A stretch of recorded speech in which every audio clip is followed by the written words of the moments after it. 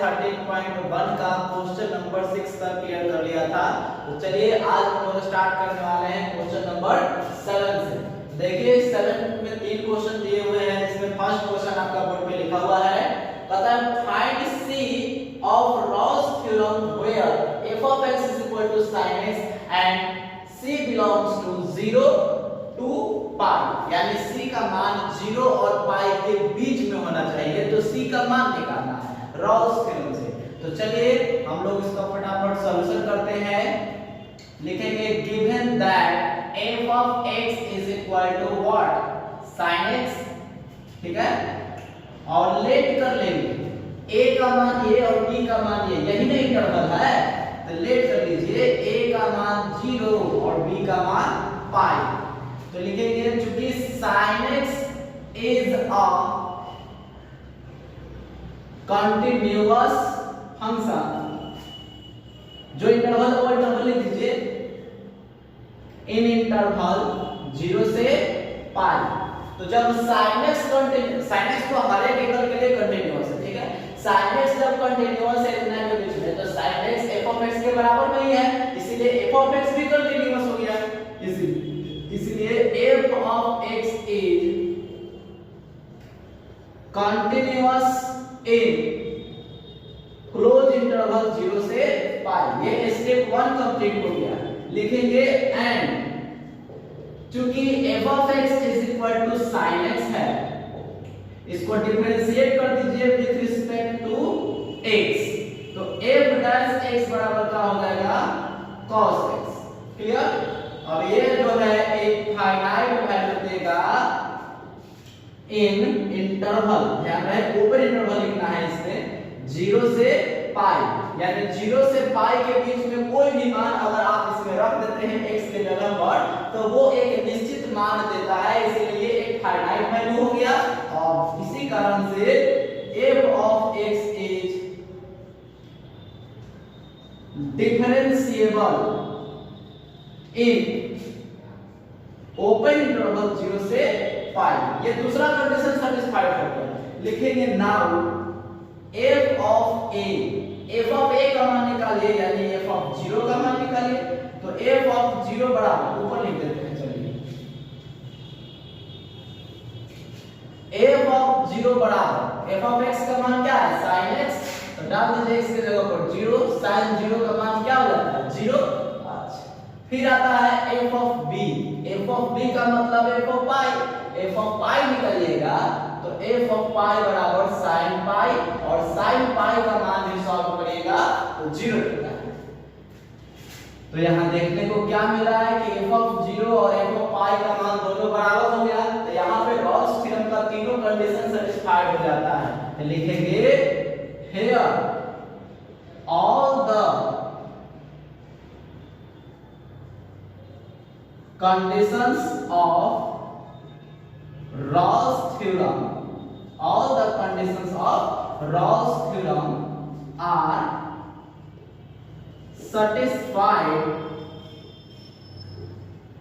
then by Ross theorem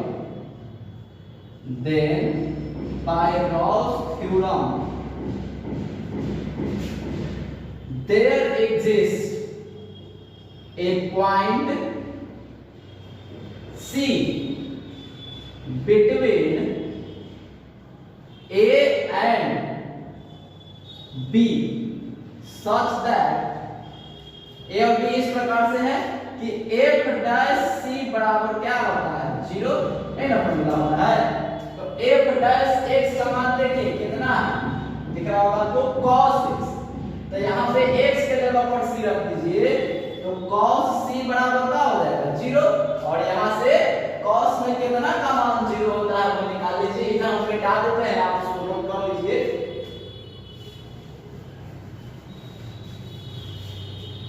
कितना का मान 0 होता है, cos c बराबर cos 90 का मान 0 होता है, cos 90 का मान 0 होता है। ध्यान रहे cos 270 का मान भी 0 होता है, लेकिन 270 डिग्री इस इंटरवल से बाहर चला जाएगा, क्योंकि यहाँ इंटरवल 0 से 180 तक का रहा है, तो 270 नहीं लेंगे, जो इंटरवल में आएगा वही लेंगे। तो उस इतना से इतना के बीच में 0 से लेके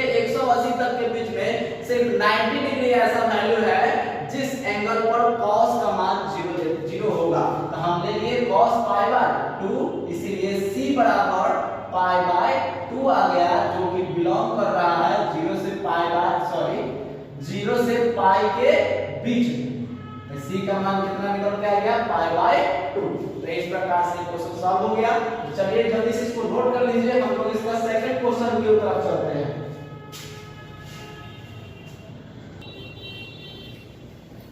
चलिए 7 का 2 नंबर क्वेश्चन आपके सामने लिखा हुआ है कि f of x बराबर है x - 1 हो तो c का मान ज्ञात करें, जो कि इतना और इतना के बीच में होना चाहिए। तो चलिए इसका सॉल्यूशन देखते हैं। Given that f of x is equal to x into x minus 1, इसको सॉल्व कर दीजिएगा तो x² minus x हो जाएगा। लेट कर लीजिए a का मान 0 और b का मान 1। a का मान 0 हो गया और b का मान 1 हो गया। उसके बाद आगे चलते हैं। हाँ, एक मिनट, चलिए सॉरी कोई आ गया, ध्यान दीजिएगा। लेट a का मान 0 हो गया, b का मान 1 हो गया। a का मान 0 और b का मान 1। तो आगे इसको देखते हैं, लिखेंगे चूंकि x² minus x is a polynomial function,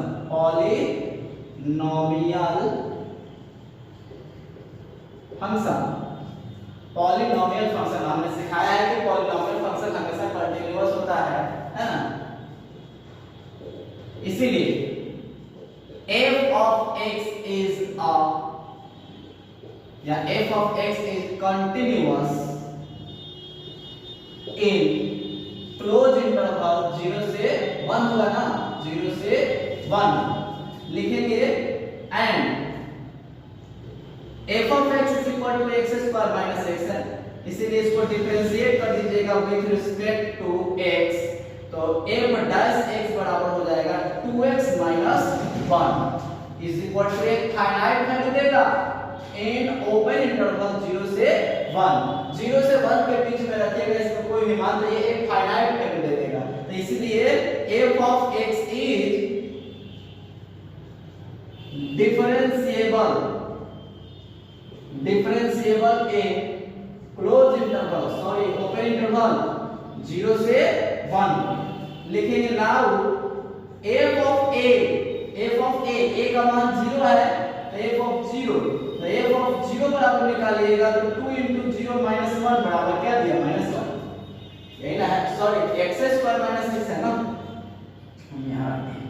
तो 0 का स्क्वायर माइनस 0 बराबर क्या हो जाएगा, 0।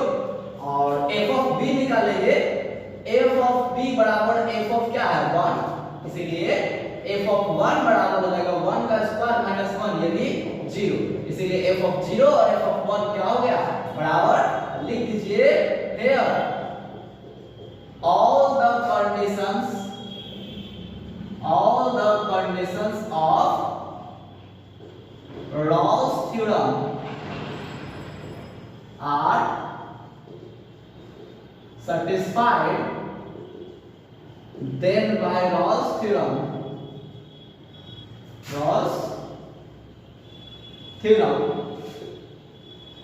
there exists a point C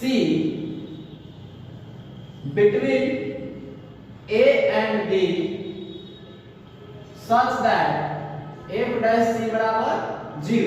f dash c कितना है, 2x minus 1 है, तो हो जाएगा 2c minus 1 बराबर 0। तो c बराबर क्या आ जाएगा, 1/2, जो कि बिलोंग करेगा 0 से 1 के बीच में। 1/2 0 से 1 के बीच में आता है, इसलिए c का मान कितना हो गया, 1/2। तो चलिए फटाफट इसको आप नोट कर लेंगे। अब बढ़ेंगे अपने नेक्स्ट क्वेश्चन की ओर, 7 का थर्ड। चलिए देखिए हमारा नेक्स्ट क्वेश्चन है 7 का थर्ड, आप सामने लिखा हुआ है आपके, फटाफट इसका सॉल्यूशन कर लेंगे। लिखेंगे given that f of x is equal to 2x³ plus x² minus 4x, let a equal to -√2 और b equal to √2। चलिए लिखेंगे चूंकि f of x is equal to 2x³ plus, इसे लिखिए, छोड़िए बराबर क्या लिखना है, लिखेंगे चूंकि f of x is equal to 2x cube plus x square minus 4x is a polynomial function, इसलिए f of x is continuous in a closed interval minus root 2 से plus root 2. ओके, लिखेंगे चूंकि f of x is equal to 2x cube plus x square minus 4x, इसको differentiate कर दीजिए with respect to x, तो f dash x बन जाएगा 3 दूनी के 6x square plus 2x minus 4. ये एक फाइनाइट वैल्यू देगा जब आप रखिएगा इसमें माइनस रूट 2 से प्लस रूट 2 के बीच में का कोई वैल्यू, इसलिए f of x is differentiable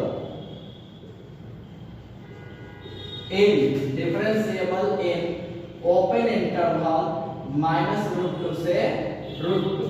दो कंडीशन हो गया.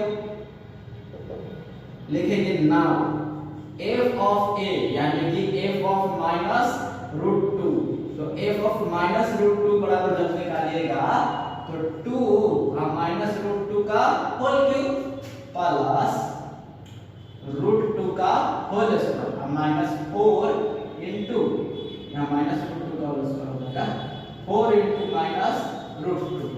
चलिए यहाँ पे सॉल्व करके लिख देते हैं. तो f of root 2 f of minus root 2 बराबर क्या निकल के आ जाएगा. देखिए रूट 2 का क्यूब करिएगा तो 2 रूट 2, देखिए रूट 2 का क्यूब कर रहे हैं यानी कि 3 बार गुना करना है. माइनस माइनस माइनस, देखिए हर दो मिलके वो 2 बना देगा माइनस माइनस प्लस हो, लेकिन ये तो बच गया ना, तो यानी माइनस 2 रूट 2 हो जाएगा, उसका क्यूब करेंगे तो क्या हो जाएगा माइनस 2 रूट 2. और 2 तो पहले से था जी, 2 पहले से था i2 में माइनस 2 रूट 2. याद ध्यान दीजिए रूट 2 का स्क्वायर मतलब 2 हो जाएगा माइनस माइनस प्लस. याद ध्यान दीजिए minus minus plus 4 root 2 4 root 2. अब देखिए माइनस में 4 रूट 2 तो दूनी चाह हो जाएगा ना, तो ये और ये कैंसिल हो गया, तो f of माइनस रूट 2 बराबर 2 आ गया. लिखेंगे f of b, तो f of b जो है रूट 2 है, तो f of रूट 2 जब निकालिएगा तो 2 और रूट 2 का होल क्यूब प्लस रूट 2 का whole square minus 4 into root 2. तो f of रूट 2 निकालिएगा तो अभी बताएंगे 2 रूट 2 देता है, 2 दूनी की कितना हो जाएगा 4 रूट 2 प्लस में होगा क्योंकि प्लस में है, अब प्लस ये 2 हो गया और माइनस 4 रूट 2. देखिए ये माइनस ये प्लस कट गया, तो f of रूट 2 कितना है 2, यानी लिख सकते हैं कि f of माइनस रूट 2 और f of प्लस रूट 2 दोनों बराबर, तो ये तीनों कंडीशन सैटिस्फाइड हो गया. तो लिख दीजिए here all the conditions of, लिख लीजिएगा पूरा, ये पीछे लिखते हैं बता तो दिए. लिखेंगे then by Gauss theorem there exists a point C between A and B such that f dash C बराबर 0. f dash C कितना आया है ध्यान दीजिएगा, यहाँ 6x square plus 2x minus 4 लिख सकते हैं 6c square plus 2c minus 4 बराबर 0. आप दो अगर कॉमन लेकर भेज दीजिएगा तो बन जाएगा 3c square plus c minus 2 बराबर 0. अब इसका फैक्टर तोड़ दीजिए, आप इधर नोट कर लीजिए, मैं बता रहा हूं.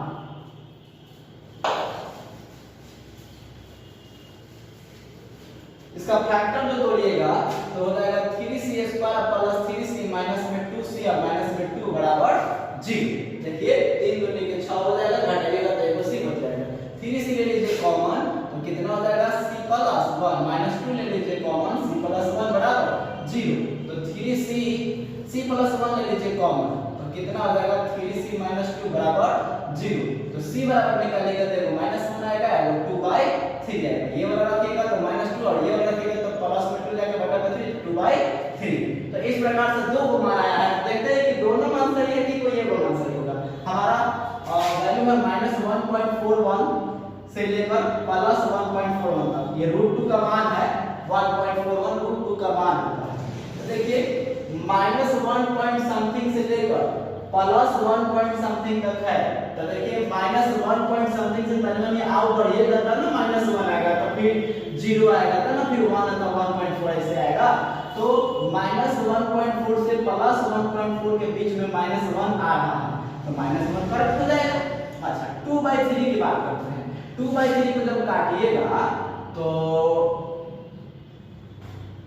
0 हो गया, 3 6 18, 3 6 18, 0.66 आ रहा है प्लस में, तो जाहिर सी बात है किसके बीच में आएगा, ये माइनस में से लेके प्लस में 1.41 तक जा रहा है, ये बीच में क्यों करेगा, ये दोनों मान उसके बीच में आ रहा है, यानी दोनों मान सही हो जाएगा। लिख देंगे बिलोंग्स टू कितना -√2 से +√2, तो सी का ये दोनों मान सही हो जाएगा। ध्यान रहे मैं यहाँ बता रहा हूँ फिर से, सी का आप चाहे कई को मान लाइए, अगर वो जो इंटरवल दिया हुआ है उसके बीच में वो मान लाइज कर रहा है तो वो दोनों मान सही होगा, अगर 3 को आएगा तो तीनों मान सही होगा। यदि आपका 2 मान आ रहा है और एक ऐसा वैल्यू आ जाए जो कि उन दोनों इंटरवल के बीच में लाइज नहीं कर रहा है, उससे फालतू आ रहा है, तो वो आपका आंसर में नहीं लिया जाएगा, उसको हटा दिया जाएगा। ठीक है, इसको आप नोट कर लीजिए फटाफट। उसके बाद हम 1 नंबर में कुछ क्वेश्चन को सॉल्यूशन करेंगे जो इंपॉर्टेंट है।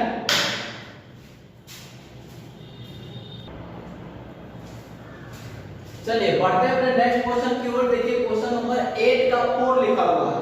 जितना क्वेश्चन मैंने बता दिया है उसके बेसिस पे आप 8 का 1 2 3 आराम से बना सकते हैं। 8 का 4 भी बन जाएगा, लेकिन मैं बता देता हूं, ठीक है।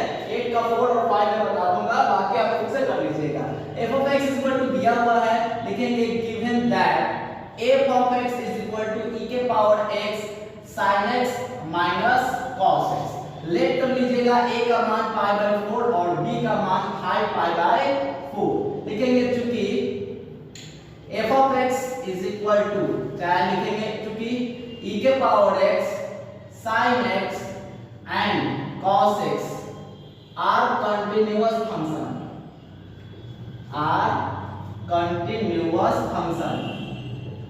याद रखेंगे e⁻x भी कंटीन्यूअस फंक्शन होता है, तो कंटीन्यूअस फंक्शन, इसलिए f(x) या e⁻x sin x minus cos x बताए थे कि दो कंटीन्यूअस फंक्शन का सम कहिए, डिफरेंस कहिए या प्रोडक्ट कहिए, वो कंटीन्यूअस ही होता है। तो देख लीजिए प्रोडक्ट और सम डिफरेंस ग्रुप में है, तो क्या लिख देंगे कि e⁻x sin x minus cos x is also continuous function। Okay, इसीलिए ये इतना किसके बराबर है, f(x) के बराबर। f(x) is continuous in closed interval π/4 से 5π/4 हो गया। लिखेंगे and f(x) is equal to e⁻x sin x minus क्या cos x। इसको डिफरेंशिएट कर दीजिए विद रिस्पेक्ट टू x, तो f'(x) करिएगा, देखिए e⁻x को छोड़ दीजिए, इसका डिफरेंशिएशन हो जाएगा sin का cos x और cos का प्लस में हो जाएगा sin x, माइनस होगा तो प्लस हो गया।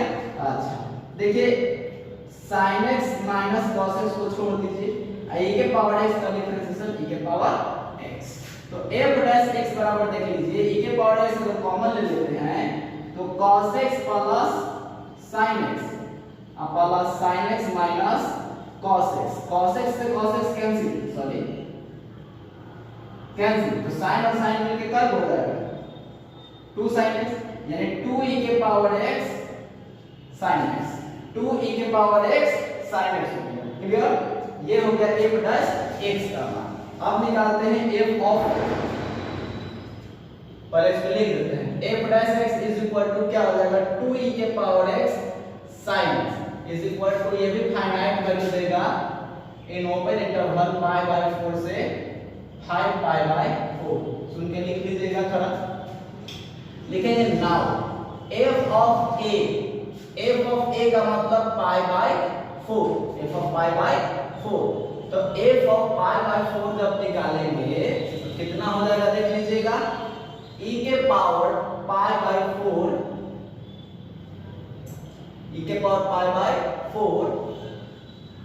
sin π/4 minus cos π/4, तो f ऑफ π/4 बराबर e⁻π/4 हो जाएगा 1/√2 minus 1/√2 0, तो f ऑफ π/4 बराबर क्या आ जाएगा 0। इसीलिए एंड लिखेंगे का मतलब 5 पाई बाय 4। तो f ऑफ 5 पाई बाय 4 का मान जब निकालिएगा तो e के power 5 pi by 4 into sin 5 pi by 4 minus cos 5 pi by 4। देखिए 5 पाई बाय 4 का सॉल्यूशन करेंगे तो 225 डिग्री आता है, और मैं sin 225 का मान निकाल के दिखा दूं तो 180 या प्लस 45 करना पड़ता है, तो ये हो जाएगा थर्ड क्वाड्रेंट यानी sin नेगेटिव, तो माइनस में आ जाएगा sin पाई बाय 4 यानी माइनस में कितना हो जाएगा 1 बाय √2। अच्छा, अगर वही cos 225 पे निकाल के देखें तो ये इतना ही लिखेंगे, और ये भी थर्ड क्वाड्रेंट तो नेगेटिव यानी cos पाई बाय 4 यानी इसका भी माइनस 1 बाय √2 होता है। क्लियर? यानी दोनों का मान माइनस 1 बाय √2 होता है। तो देखिए e के power 5 pi by 4 minus 1 by √2, और इसका भी माइनस है, माइनस माइनस क्या हो जाएगा प्लस 1 बाय √2। अब ये प्लस है माइनस है, पूरा क्या हो गया 0 हो गया। f ऑफ 5 पाई बाय 4 का मान भी 0 हो गया। तो लिख सकते हैं कि f ऑफ पाई बाय 4 बराबर f ऑफ 5 पाई बाय 4 हो जाएगा। चलिए ये तीनों कंडीशन सैटिस्फाइड हो गया रॉल्स थ्योरम का। क्लियर? मैं इधर मिटा दे रहा हूं, आप इधर नोट कर लीजिएगा। इसके बाद क्या लिखते हैं कविता आपको तो याद है, लिखेंगे here all the conditions of Rolle's theorem are satisfied then by Rolle's theorem there exists a point C between A and B such that f dash C बराबर 0। f dash C का मान देख लीजिए कितना आया है 2e के power x sin x, तो लिख देंगे 2e के पावर c sin c बराबर 0। ये इतना भेज दीजिए नीचे, तो sin c बराबर 0। हो सकता है आप यहीं पे आके फंस गए होंगे, यहाँ समझिएगा ध्यान से। sin c बराबर sin 0 का मान 0 होता है और sin 180 का मान भी 0 होता है। sin 360 का मान भी 0 होता है, sin 360 का मान भी 0 होता है। लेकिन आप इंटरवल को देखिए 45 डिग्री से लेकर 225 डिग्री तक है, तो क्या 45 से 225 के बीच में 0 आता है? नहीं, 0 नहीं होगा। 45 और 225 के बीच में क्या 180 आएगा? तो हाँ 180 आएगा, इसलिए ये होगा। इसके बीच में क्या 360 आएगा? तो नहीं आएगा, इसलिए 360 नहीं होगा। 0 क्यों नहीं लिए? 180 यानी कि पाई क्यों ले रहे हैं? यहाँ इसका जवाब समझिएगा। 0 इसके बीच में नहीं आ रहा है, इसलिए 0 को नहीं लिया जाएगा। 180 इसके बीच में आ रहा है, इसलिए 180 यानी कि पाई लिया जाएगा। तो यहाँ पे sin 0 ना लिख करके क्या लिखेंगे? sin पाई। तो c बराबर कितना आ जाएगा?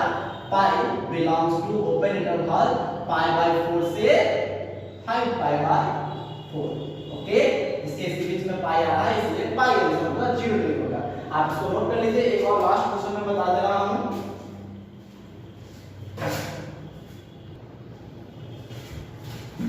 चलिए हमारा लास्ट क्वेश्चन 1 का पाई दिया हुआ है, फंक्शन इंटरवल में a और b दिया हुआ है। चलिए इसका सॉल्यूशन कर देते हैं। थोड़ा डिफरेंशिएशन पर ध्यान दीजिएगा। f of x is equal to x minus a के power n, x minus b के पावर n बराबर लिख देते हैं x minus b के पावर n। लेट कर लीजिए a का मान a दिख रहा है, b का मान b दिख रहा है, ठीक है। चलिए f of x is equal to, अब यहां समझिएगा x minus a, मान लीजिए n पॉजिटिव इंटीजर का रहा है ना, पॉजिटिव इंटीजर का रहा है, यानी कि यहां अगर n के जगह पर 1 रखते हैं, n के जगह पर 1 रखते हैं तो गुना करेगा तो x स्क्वायर वाला फॉर्म आ जाएगा, यानी वही पॉलिनोमियल फंक्शन आ जाएगा। 2 रखिएगा तो पावर 4 वाला आ जाएगा, यहां 2 यहां 1 रखिएगा तो वो पावर 3 वाला आ जाएगा, यानी कुछ रखिए a और n का मान, ये पॉलिनोमियल फंक्शन आएगा। तो लिख सकते हैं कि चूंकि x minus a के power n, x minus b के power n is a polynomial function, इसलिए f of x is continuous in closed interval a। अब चलिए एंड क्योंकि f of x is equal to x minus a के power n, x minus b के power n, ध्यान से समझिएगा यार, इसलिए डिफरेंशिएट कर देंगे विद रिस्पेक्ट टू x, दोनों तरफ डिफरेंशिएट कर दीजिए x के रिस्पेक्ट में। बड़ा u इंटू v पर टूटेगा तो u को छोड़ दिए, अब v का डिफरेंशिएशन n a के पावर n माइनस n होता है। अगर चेन रूल बनाइएगा तो x का तो बने होगा, चलिए प्लस x माइनस b के पावर n को छोड़ दिए और उसका differentiation m x minus a के पावर n माइनस 1। ठीक है, f डैश x बराबर, ध्यान से समझना है,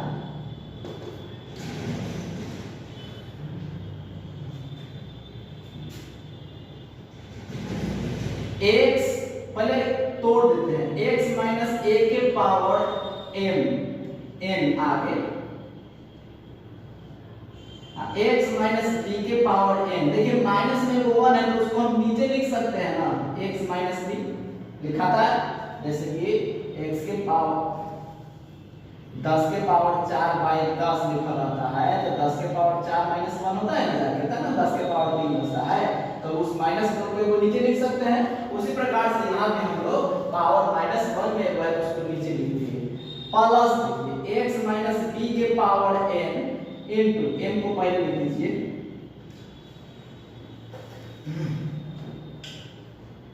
m को पहले लिख दिए, x माइनस b के power n x minus a के पावर n, अब बटा में क्या आ गया x माइनस a, तो f डैश x बराबर एलसीएम क्या हो गया x माइनस b और x माइनस a।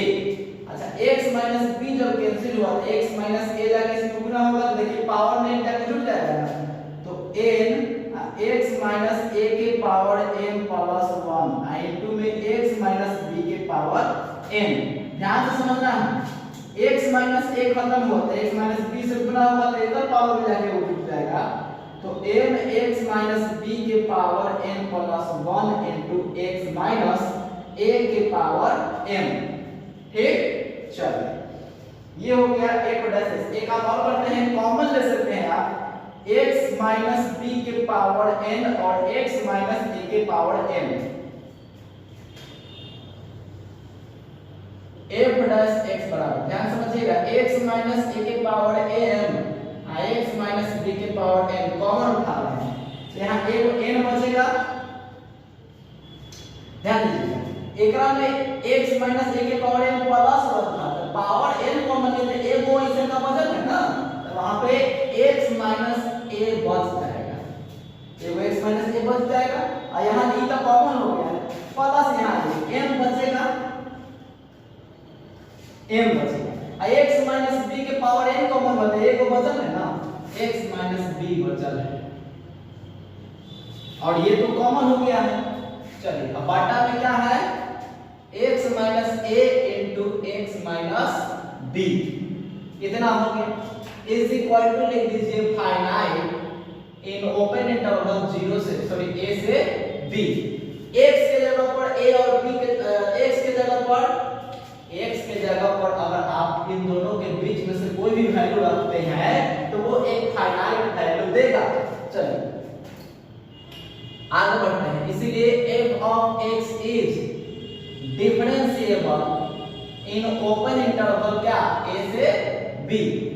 अब चलिए f of a निकाल लीजिए, f of a निकाल लीजिए, f of a निकालिएगा तो यहां रखिएगा a माइनस a के power m a minus b के power n, a minus a 0 हो गया तो 0 हो जाएगा। अच्छा f of b निकालिएगा तो b माइनस a के पावर n और b माइनस b के पावर n, ये 0 हो गया तो वो भी 0 हो जाएगा, तो लिख सकते हैं f of a बराबर f of b, लिख दीजिए here all the conditions of Gauss theorem are satisfied by Gauss theorem, there exists a point c between a and b such that f dash c बराबर 0। f dash c का मान देखिए यहाँ पे, उसको put करिए तो c माइनस a के पावर n, ठीक है, और c माइनस b के पावर n अंदर आ जाएगा, n x minus a sorry c minus a plus n और c माइनस b, बटा में क्या हो जाएगा c माइनस a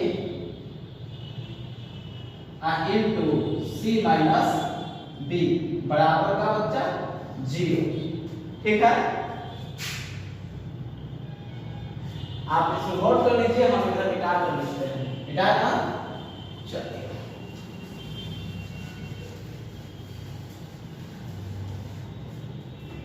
समझिए, ये जब भागा में है तो ऊपर टिका के गुना में 0 हो जाएगा। चलिए बराबर में ऐसे 0 लिख देते हैं।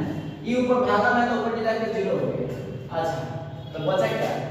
c माइनस a के power m, c minus b के पावर m, अंदर गुना भी कर दीजिए, n into c minus n into a, वहां गुना करिएगा तो m into c minus m into b बराबर 0। अच्छा, एक काम करिए, एक बार भेज दीजिए जल्दी, तो ये बचेगा n into c या n into a plus n into c minus n into b बराबर 0। x वाला c वाला एक जगह रखिए, अब बाकी को ऊपर भेज दीजिए, n into c या minus n into c plus में बराबर, भाई दोनों माइनस में ऊपर जाकर प्लस हो जाएगा, n a plus n b। चलिए यहाँ c कॉमन ले लीजिएगा तो n प्लस n बराबर n a plus n b, तो c बराबर क्या आ जाएगा? n a plus n b बटा n प्लस n। c का मान हो गया बिलोंग्स टू a और b, a और b के बीच में इसका मान आएगा। तो ये आपका c का वैल्यू आ गया, निकल गया। यहाँ एक और बात समझिएगा कि अगर इसको भी नीचे भेज देंगे तब तो यहाँ से a और b का मान c का मान निकलेगा, यहाँ से c का मान निकलेगा एगो a और एगो मान निकल के आएगा b। अगर a मान लीजिएगा तो क्या वो a और b के बीच में आएगा? नहीं, बीच में आना, ये नहीं आना चाहिए, ये नहीं आना चाहिए, बीच में आना चाहिए। तो एगो में तो a आ जाएगा, एगो में b आ जाएगा, तो वो वाला हम लोग नहीं लेके चलेंगे, इस वाले कंडीशन पे चलेंगे कि c का मान इतना होगा तो इसके बीच में लाइज करेंगे। तो इसको फटाफट नोट कर लीजिए, ये आपका 8 का 5 नंबर क्वेश्चन था। नेक्स्ट क्लास में हम लोग पढ़ेंगे 9 नंबर क्वेश्चन के बारे में, उसमें आपको सिखाया जाएगा कि कंटिन्यूटी चेक कैसे करते हैं। ये तो सीधा सीधा दिखा रहे थे कि साइनस कंटीन्यूअस है तो कंटीन्यूअस लिख दो, पॉलिनोमियल है तो कंटीन्यूअस लिख दो, लेकिन चेक कैसे करना है आपको वहां चेक करना पड़ेगा, जो कि चैप्टर नंबर 9 और 10 में पढ़ना था। उसका कुछ झलक मैं दे दूंगा। फिलहाल